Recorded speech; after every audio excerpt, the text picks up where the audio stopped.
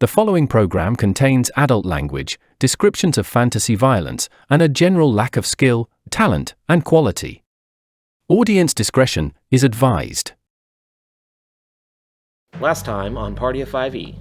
You know that Phaol's staff is pointing somewhere across the lake. So you guys are deciding to go into the port town, possibly charter a vessel of some type. And you guys are able to set sail out into the lake. As that beam goes farther and farther out along the lake, you'll see it gets closer and closer and closer to the surface. Wherever you are going is in the water somewhere. You hit the bottom. It's almost like you're on top of some kind of stone block dome. Beyond that, there's a door. Aust is just gonna walk through the door. And now, the continuation.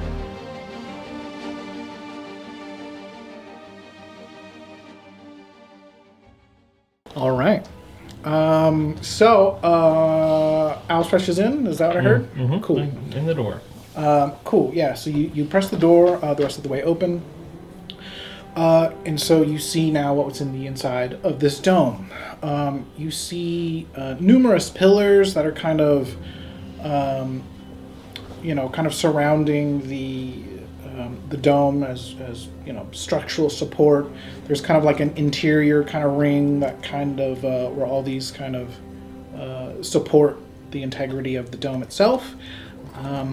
There's a very musty smell. There's green algae all over the place. There's drips of waters kind of throughout.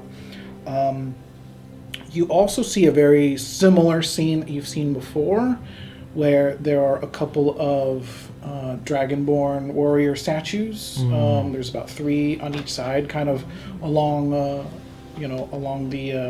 outer edges, as you're entering. What you also see is near the end of the dome, the end of the structure, there's another kind of separate chamber. You see another little doorway that goes into another smaller chamber within the dome. What all would you like to do now? Sorry, lighting source or lighting situation. Did I hear that? Yeah, so there is this kind of there is light. You just don't know where it's like coming from. But it's almost like you see the reflections of little puddles of water all over the place. But there is just this kind of greenish glow that just kind of fills the space. But you can't really like see a light source. They're just the light just kind of exists in here. Okay. Sure. As you guys kind of make your way farther into the dome, you see farther at the end of the dome, you see that chamber, and as you get closer and closer, you start to see another very similar scene that you guys have been through before, with a small pedestal and some kind of glowing thing suspended above that pedestal. Okay. So, what all would you like to do now? I guess I would ask Phaol to maybe bring out the scepter again and see if it points to anything else in this room, if it's just got that thing or Yeah, so he'll bust out the staff and it just points right at it, like a laser pointer at this point, just straight at it. That must be the next piece of the staff. Although this seems a bit too easy so far. Mm-hmm. I suggest we proceed with caution. Sometimes life just cuts you a break. Mm-hmm. Curious. I wouldn't know. Really is the worst. So Phaol definitely starts to kind of start inching his way forward toward the chamber. As you guys get closer and closer to the chamber, you start to hear this kind of crunchy, crumbly, crackly noises from other places within the dome. It's very kind of echoey in here. The stone, circular room gets kind of boomy, so it doesn't, when you guys are speaking to each other, it doesn't take a lot. So when you hear this crunchy sound, it's much louder, and it kind of just seems to echo throughout, and you're not really sure where it's coming from. If I'm stopping to think about it, are these noises more prevalent or more frequent as we move towards the piece, or is it just random? It didn't start until you guys were getting closer. As soon as you passed the stone guards, as it were, as soon as you passed that, you started hearing this kind of crunchy, crumbly sound. How far are we currently from the piece? From the piece, you are approximately, you're approximately 70 feet at that point from... Okay. I want to hold out my arms and ask the party to stop. And I want to listen for a little while. And am I still hearing crackly noises? Okay. Yeah, so you stop. Everyone stays really still, and you hear more crunchy, crackly. At this point, starting to sound a little more kind of deliberate and not just like, not so random. Would you like to know? I believe that this structure is going to collapse soon. I think we need to get that by any means necessary as quickly as we possibly can and get out of here. Okay. So we were pretty much frozen in time. The last time. Yes. Yeah. Okay. So does it look any different? Is this orb thing, does it look any different? I think the last one was like super, super bright. Yeah, so from where you are right now, you can't really see what it is, but you just see just this kind of point of light. You know what I mean? So you can't, you again, based on what you guys have already seen before, you can surmise it's there. The piece is there. You don't know what the source of the light is, but you know that's where you need to go. Okay. Do we want to check for any kind of traps or anything out there in the field, I guess? I can misty step there. Oh, there you Do you all want me to do that? go. Yeah. Yep. How far can you miss this? I can misty step 30 feet. 30 feet. Okay. And how far is it? It's about 70 feet away. 70? You could sprint 40 feet. And Yeah. I can try that, especially if I turn into an animal. What's small? I can move quick. You won't be able to misty step as an animal. Well, no, but I could drop it at any point. So as soon as I reach it, I can Yeah. drop it. Misty step. Cat's pretty light-footed. You'll need to pick something that has thumbs. Oh, Or- No, So- I keep it in my body. So Well, no. Why would I? Thumb? I would drop the form. drop it before using necessary. Yeah. Just so it doesn't. If it's a weight thing, it doesn't make it worse.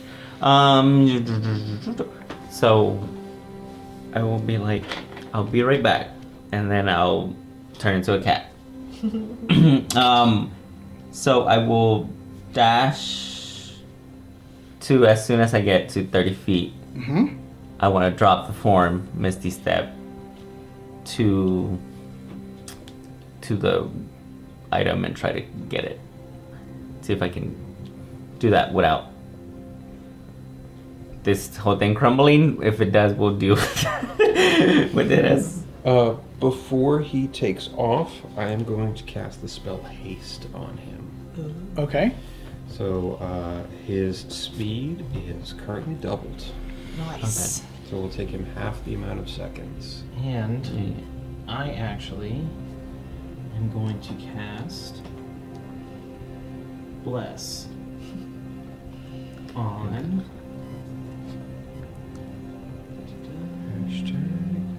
Here's 3, 4. Okay. You can do 4? I can do 4 at level 2. Sick.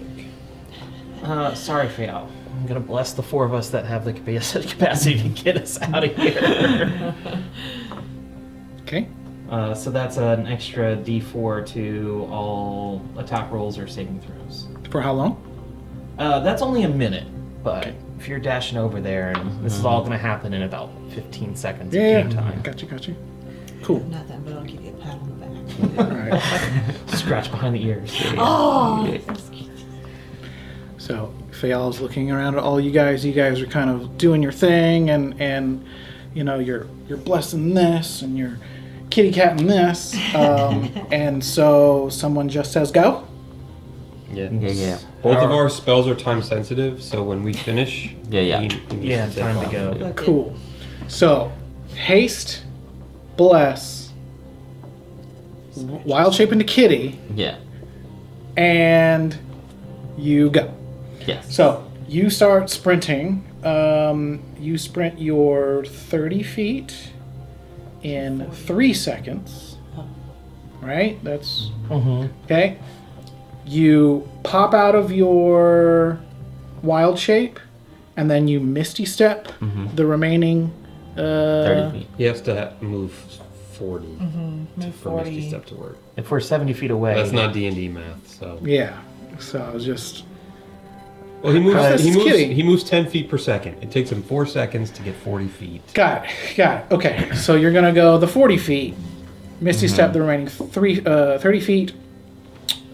So you are in that little chamber, and now you're right there at the pedestal where this little globe of light is. When you're there, you see it is a piece of the staff. What do you do now? Trying to Okay. pull it out. Yeah. So as soon as you grab it, that light dissipates, and from where it was hovering over the pedestal, there's like a hole in this kind of circular pedestal, and water starts to kind of overflow out into the chamber, and I spill scotch all over the place. So yes, just like that, it starts to spill out into. So method. Yeah. So it spills out, and at that moment, the crunch that we were hearing, gets louder, and it sounds like it's getting closer, and it sounds like giant footprints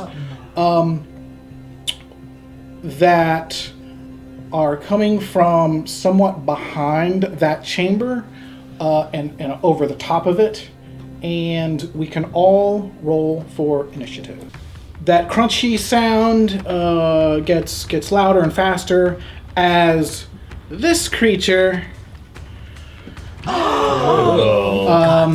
This creature is now over the top of that chamber where Arlo currently is. This is a gem stalker, and it is Love those. Look at those spikes. Those are so cool. So yeah, that's what you see. Uh-huh. So we all have our initiative. So as Lukthaen was aware or trying to make out what's happening, he's ready and he's alert. And as soon as he sees this critter come up over the top of that chamber, Lukthaen is able to act first. How far is that creature from me currently? So if you didn't move, then it is about where the chamber is, which is about 70 feet now from where you guys are. If you guys didn't move or disperse at the time when Arlo bolted. Okay. I'm gonna start running towards the creature, just kind of out of instinct. And when I've moved about 10 feet, I start to just swirl my arms in this ball, and it almost creates this like swirling spherical effect. And I like just push it forward, and it disappears, and then it like reappears around this creature. Okay. I'm using my momentary stasis ability. So as an action, you can magically force a large or smaller creature you can see within 60 feet of you to make a Constitution saving throw. Okay. Unless the saving throw is a success, the creature is encased in a field of magical energy until the end of your next turn or until the creature takes any damage.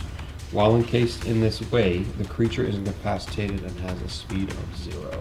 Cool. Nice. So while he's still up on top of the thing, right? Right. You don't want him going anywhere. Cool. So that is a 15 plus 2. He failed. He passes, which Passes. is okay. Okay. Is there any side effects on the pass? Nope. Okay. No, I think it's just save or it happens, which is fine. Cool. Let's see. Bonus action. Okay. I'm going to cast Dragon's Breath on myself. And it makes me breathe an element, and in this case, I will. Lightning sounds cool. So I have lightning breath now. All right. Very cool. Very cool. I will move the remaining 20 feet of my movement speed, and so I'll be about 40 feet from the creature. Got it. All right. So Lukthaen advanced forward a wee bit. Fox, you are up next. Okay, so I am going to cast Hunter's Mark on this creature. And then because I am a Dread Ambusher as well, I can basically add another attack onto my turn. Yeah. Don't worry about it. I'm good. I'll get that later. Where's the kitty to find it? Oh, get it. And so we will attempt with the longbow, and that'll be 24 to hit. Definitely hits. Okay, and so that is an extra d8 damage. So that's going to be 18 for the first one. And then we'll go ahead with 2 more. So that's going to be 27. And so that's going to be 20. And then for the third one... 20 damage? Yes. Okay. Okay, messing around. And then the last one is 13. 13 does not hit. Okay. And that's all I got. That was something. Hey, That's all. Listen. Cool. So Haugh actually is going to go ahead and he's just going to bolt. He's going to dash toward Arlo to also get to see if he can get a handoff on the piece of the thingamajig. So that's going to take him nearly there. So yeah, he just bolts.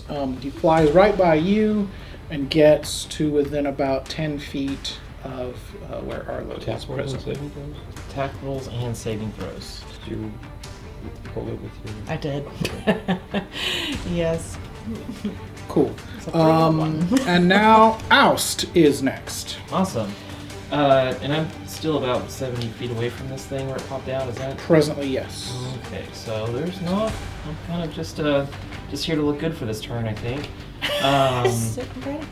What's that? Sitting pretty. Just sitting pretty. So I'm going to do... so did you move towards the thing? Straight towards it? And then... and then Arlo's still running away from it, so he's like 10 feet away from it or 15 feet away. Well, he hasn't moved yet. Okay. It was not his turn yet, but he's at this precise moment in time. He has the piece in his hand. Water is overflowing from the pedestal. He is inside the chamber with this critter directly over that chamber.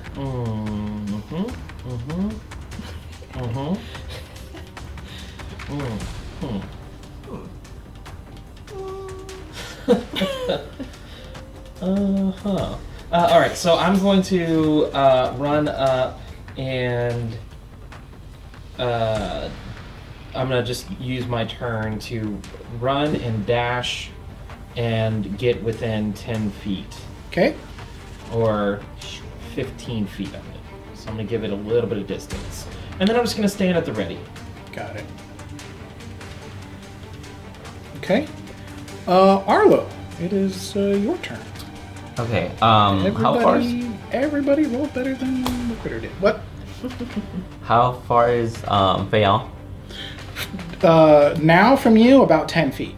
Okay, so I'm gonna get to Fayon, hand him the piece, Cool. and I will wild shape into a wolf. Give me one moment. Give me a sec. And then I'm gonna run back at him and attack. Okay. So this critter is probably about 10 feet above, Okay. being on top of this little chamber thing. So he's about 10 feet above you guys right now.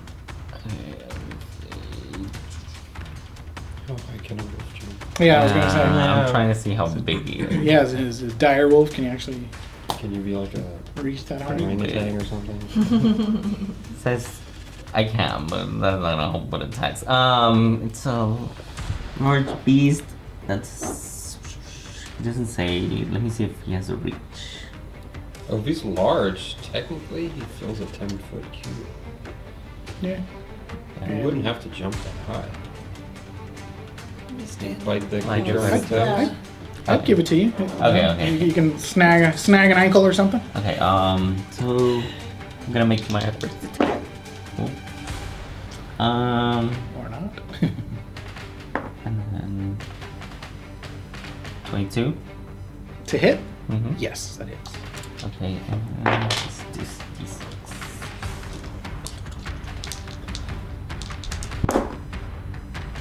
That's 9. Okay. And he has to succeed on a DC 13 strength saving throw. Strength. Or be knocked prone. That is 12 plus 3. What was yours? 13. 13. So yeah, so that passes. 15. And then I'm attack again. Okay. Because I'm hasted. Yeah. Oh yeah, good call. Yeah, so you go chomp on his ankle and you try to drag him down, but he's still a little bit stronger than you. But it's pretty stingy. It's still ankle bites are no joke, as our friend Chris can illustrate with his scars on his ankle. 11.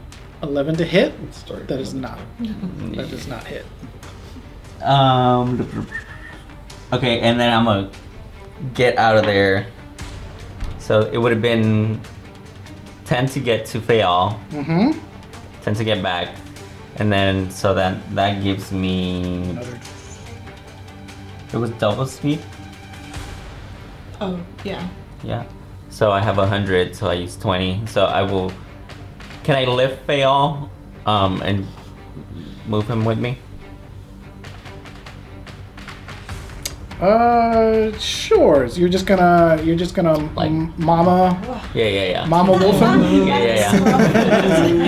Okay, yeah. So you try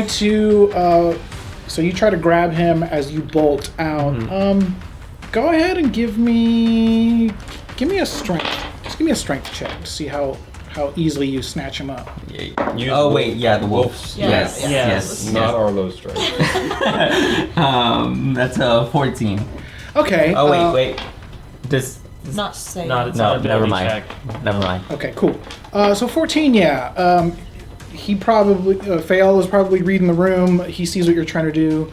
You try to Mama Wolf him up, and he kind of just lets you, right? He just kind of goes limp and lets you kind of take him off.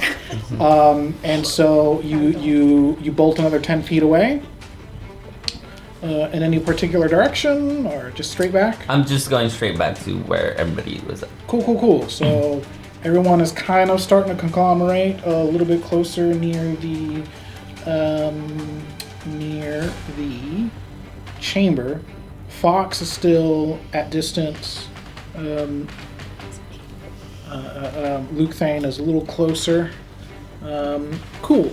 So now it is the Gem Stalker's turn. He sees Fox. It's probably a little too far.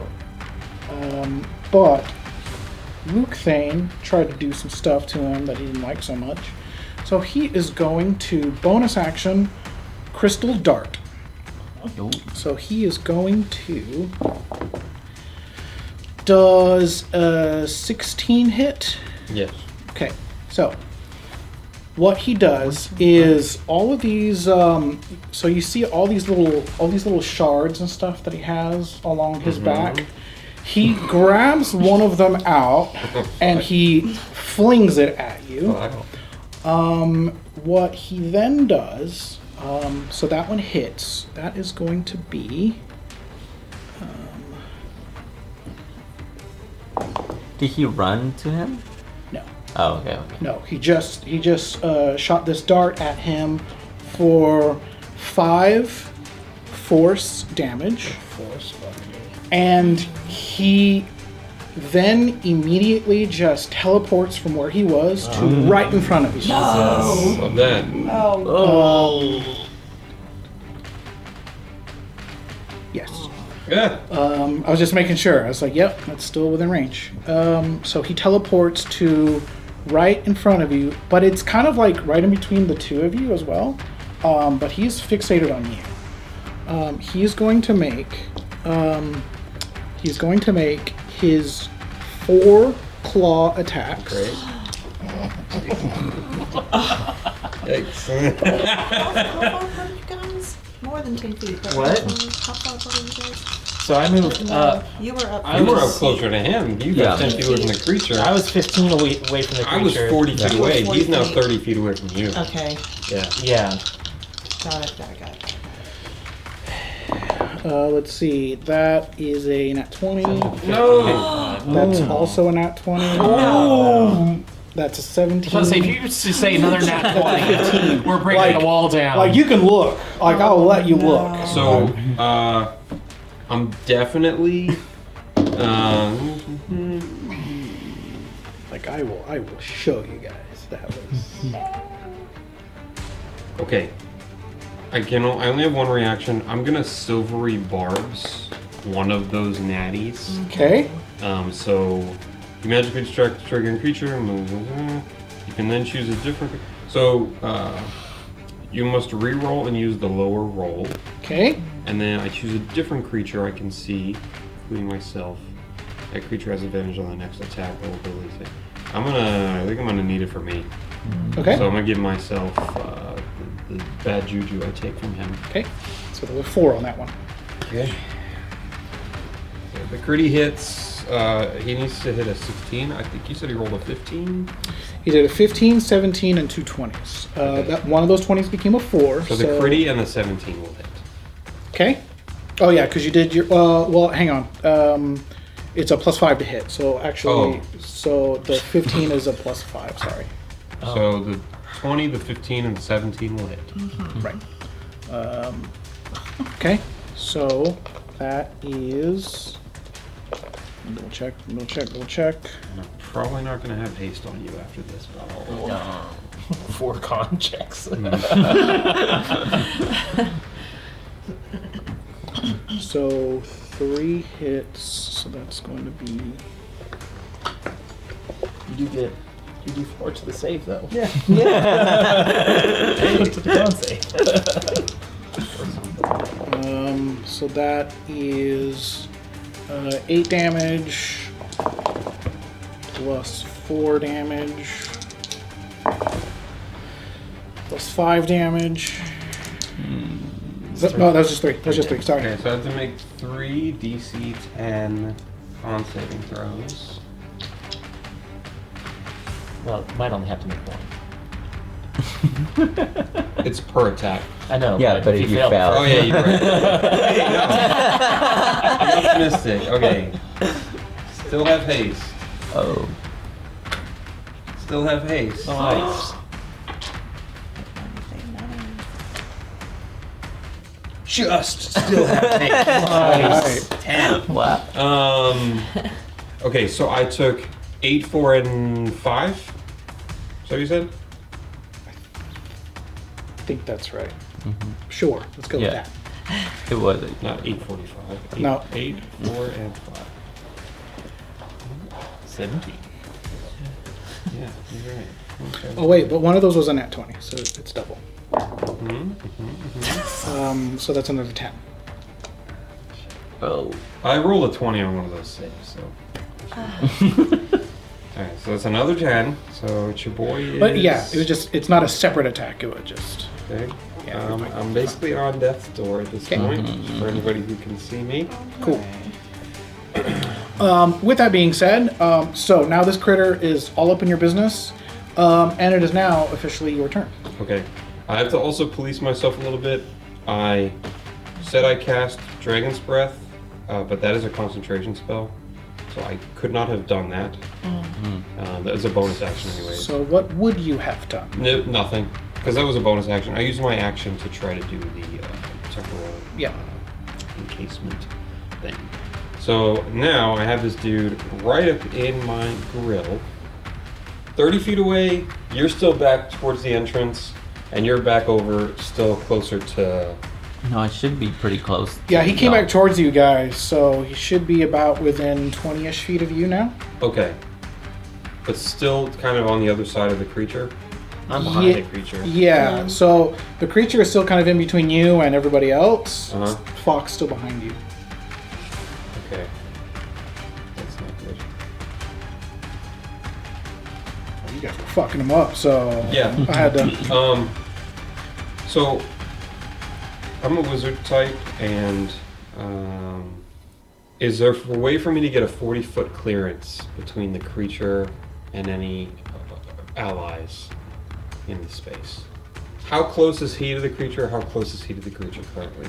So that puts him at roughly 10 feet away, and it puts Fayal and Arlo roughly 15 feet away. Okay. Yeah.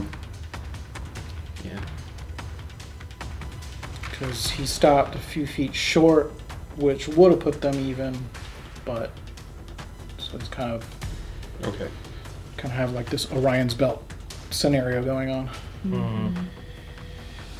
I'm gonna... Let's see. Yeah. I'm gonna cast Shatter on the creature. Okay. And it's 10-foot radius, so I think I can do it in such a way where it just gets him Yeah. and none of my friends. Right. So he needs to make a Constitution saving throw. Okay. Cool.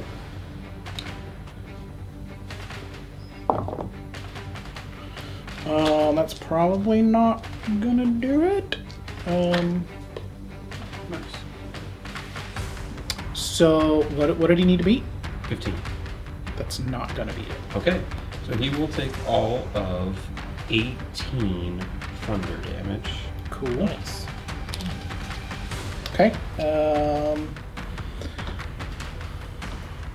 So what does that look like? How does that happen? Yeah. Tell me So I think because I'm used to having more space to work, and I obviously wizards, it's weird, they draw from the weave, so they're like pulling from like almost like space-time.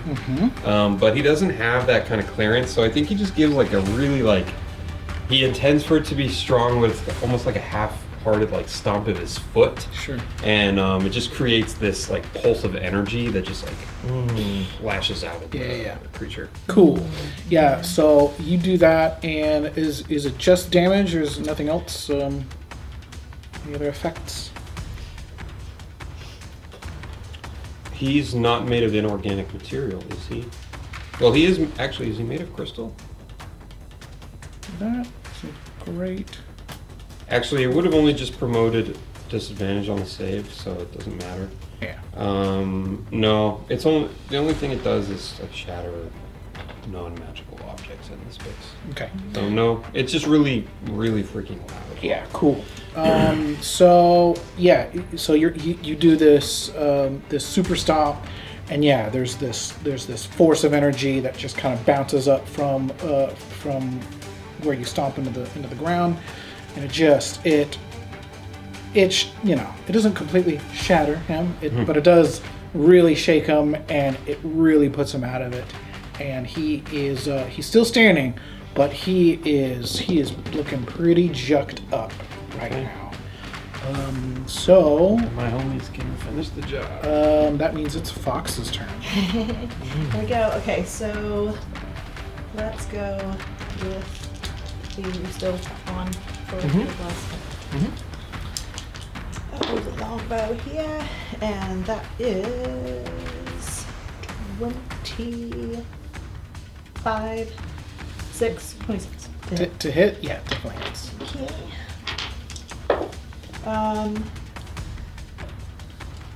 13 for that one, Okay. and then Omas is going to be 26. To hit. Yep. And that's going to be 11. Okay. All right. So why don't you describe to me how that looks? How cool does that look from you? Oh, I think that I think that she's feeling super badass now, like super, yeah. Super confident. So she like grips one in between her teeth and then just like, Nice. we're gonna, Yeah.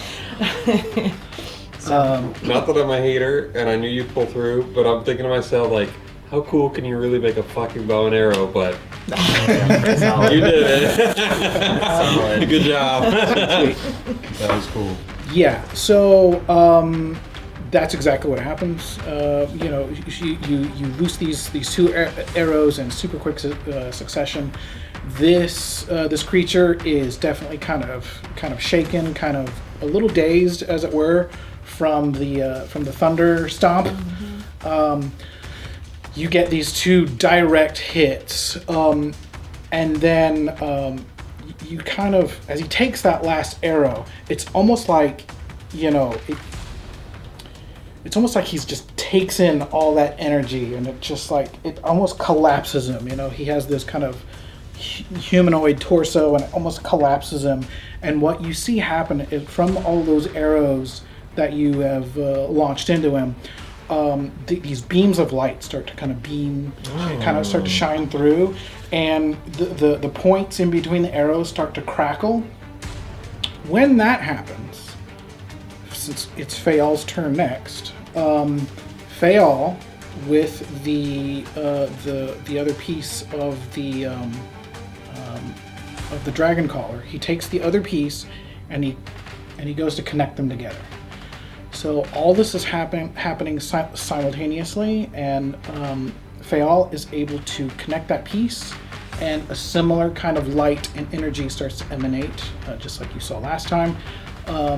Starts to emanate from the staff, and from both the staff and from this gem stalker, you guys start seeing these two different points of light. Kind of, it starts to kind of overtake your vision. And simultaneously, there's just this burst of energy from both of these points. What happens is everybody levels up. Whoa. Dang. This creature then, almost like from the inside, it just like explodes, and the shards off of him, it just kind of scatter everywhere. So in addition to leveling up, you guys are now able to cast crystal dart of your own kind. What? That's cool. It's supposed to say moonstone on there, but Yes. Mine's fancy. so we'll get a little farther into that, but Pause. We got cool shit. Okay, Audience at home. okay, we'll cut right there. So I was only able to do it once, but giggity, right? It's like, get them next time. So it is also, I did put it into D&D Beyond, but I wanted this to be like free and like not even take up a slot in your prepared spells. You can if you want to, it's in there, and you have all of the descriptions, but each time you cast this, so it's a bonus action cantrip. So it is on a hit, it is the 1d10 plus 2 force damage, and that other effect based on your gem. Oh. Everyone has something different. You guys just fucked my guy up so much I didn't get to do the other things. So mechanically that's what's happening. So you leveled up, and also you have those free cantrips. If you have cantrip space to spare, by all means you can add it. I do have it in there. It's crystal dart, just what it says. And then there's the descriptions for each of the different ones. So that happens. However, this Gemstalker just explodes, and in its place, almost like Terminator 2 style, when the T-1000 is all melty and he kind of like comes up out of the pool of liquid metal, there is this giant red blob that is now in the place of the Gemstalker, and it looks something like this, just a giant red blobular thing that at this point you don't know if it's just the remnants of it, if it was actually encased within it, you don't know, but after that surge of energy kind of overtakes you guys, you're able to kind of shake it off real quick, and you see this red blobular thing now in front of you guys. So all of you guys leveled up, including Fayal, who is now a level 2 character. Let's go. And now with the with the strengthened power of the gem or the dragon collar staff, we are still at initiative. And at this point, it is Aust's turn with this big red blobular thing not far from you. Okay, great. I am. So I know how to do this like right now, huh?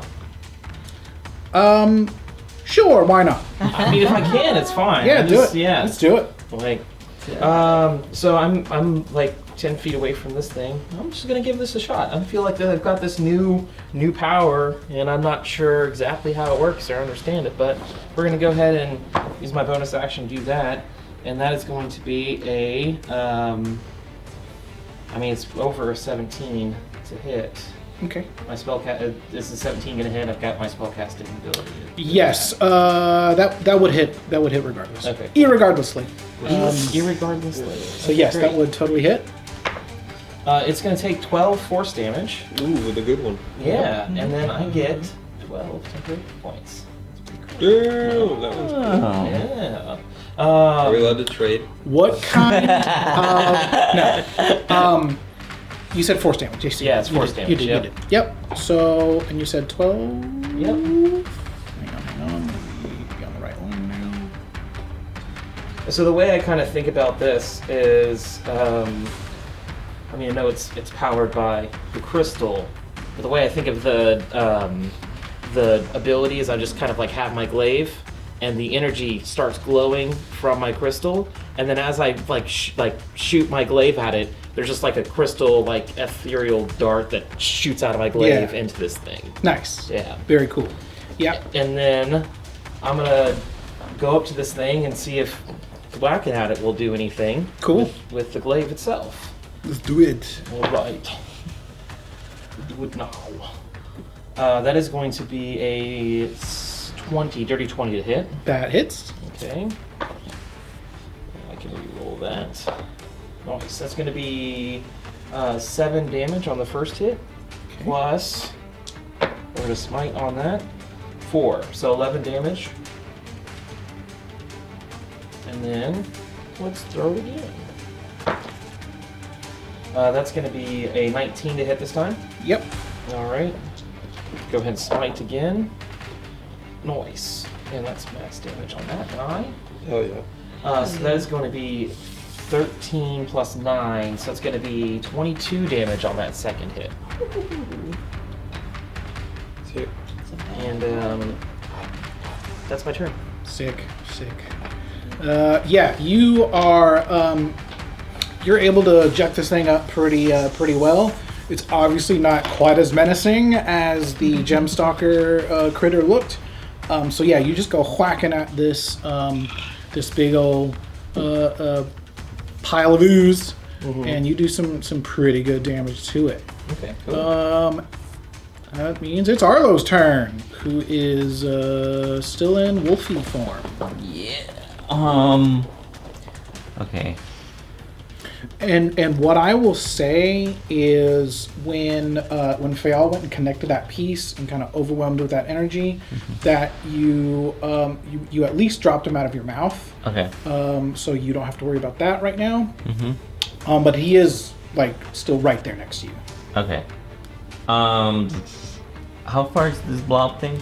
The blobular thing from you guys is approximately 15 feet. 15 feet. Okay. 15 feet. Watching too much And British you're stuff. right up to it, or you took? I'm like right behind it, yeah. Okay. I'm gonna go flank with him. Cool. Try to this blob thing. Yep.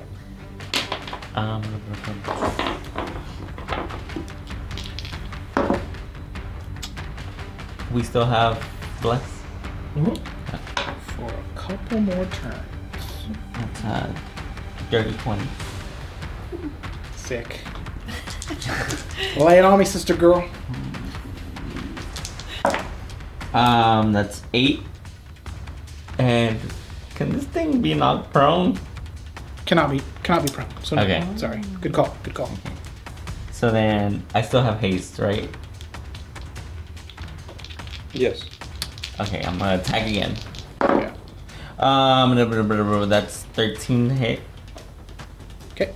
13 does not hit. Okay. Roll your bless ring. Yeah, good. I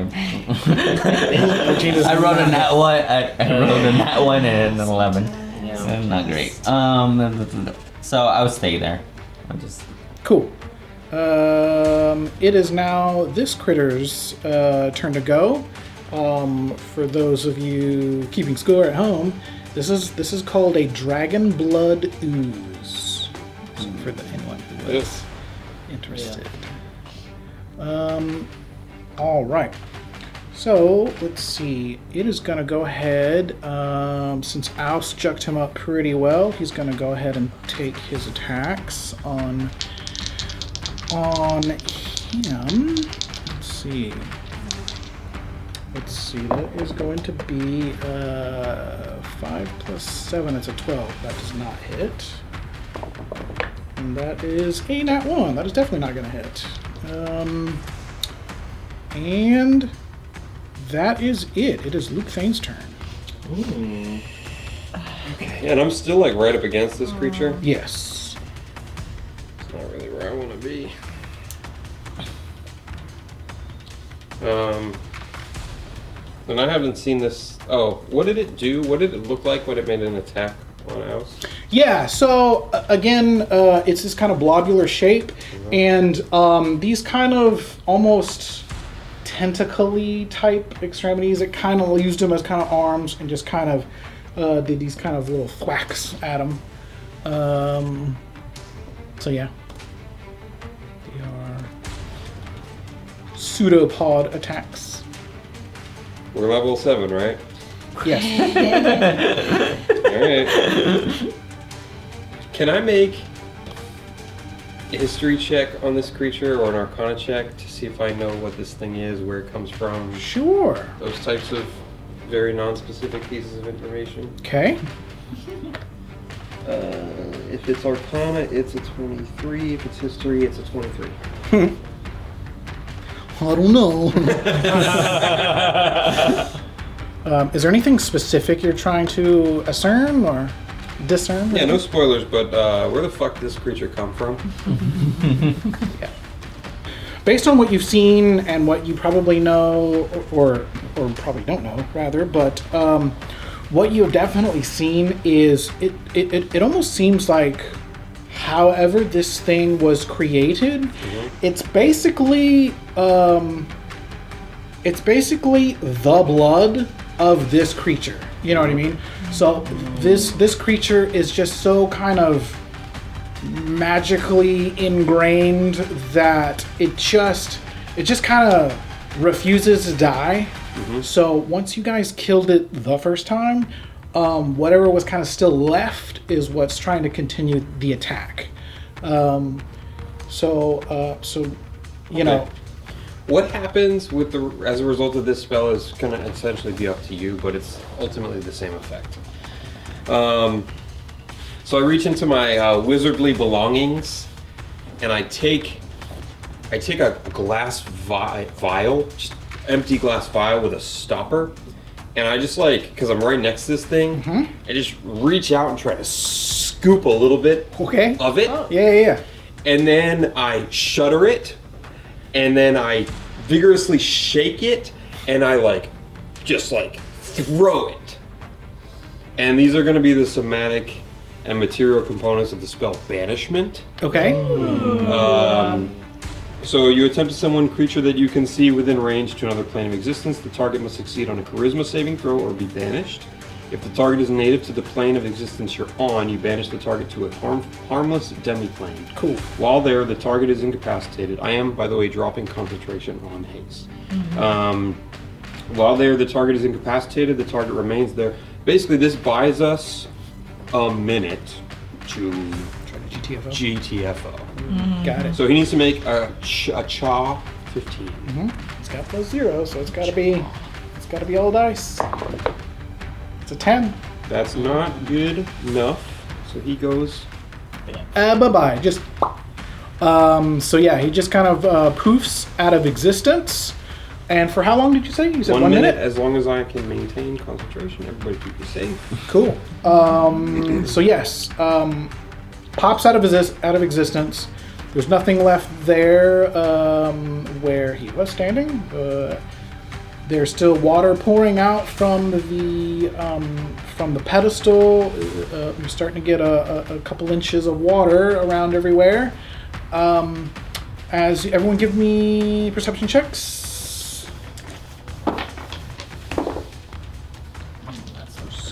Yeah, 17. 17. Sick. Okay. I think it's, Good number. I think it's a 9 for me. We still have the thing.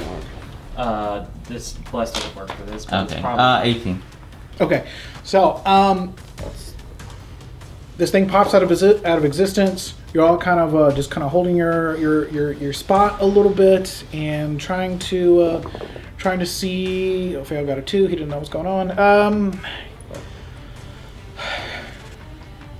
There's nothing else happening, right? That you don't already know. Nothing else is moving. None of those statues are moving. That water is still pouring out. It hasn't stopped yet. You hear no other crunchings. What do we do now?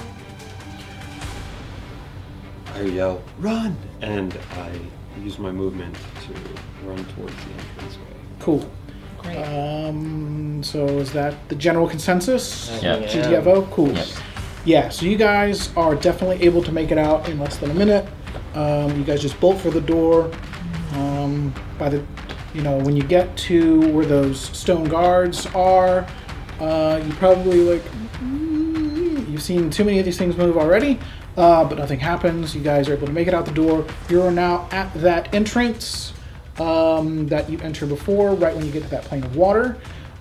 In that tiny little bit of time, Yes. where we're outside but not doing whatever we're going to do next, I'm going to chug the potion of greater healing that I have. Cool. Try to regain Is some. that the? Oh yeah, I got to use the prop. I mean, you don't gotta. No.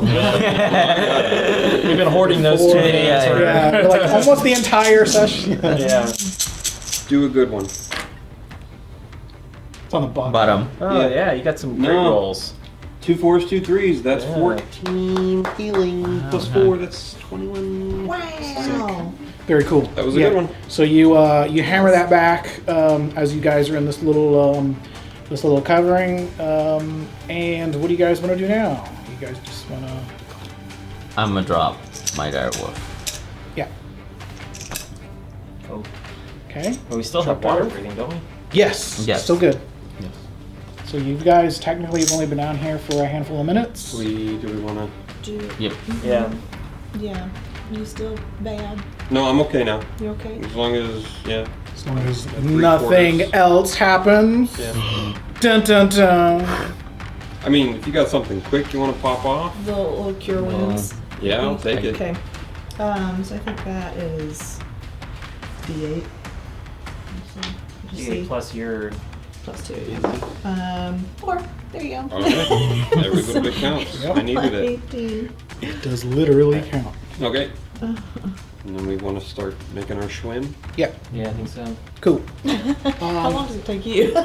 Yeah, I think I need to find the anchorage. Try to Pull the ship down with you. I'm also going to recast Dancing Lights for Fayal to maybe have a little bit. Cool.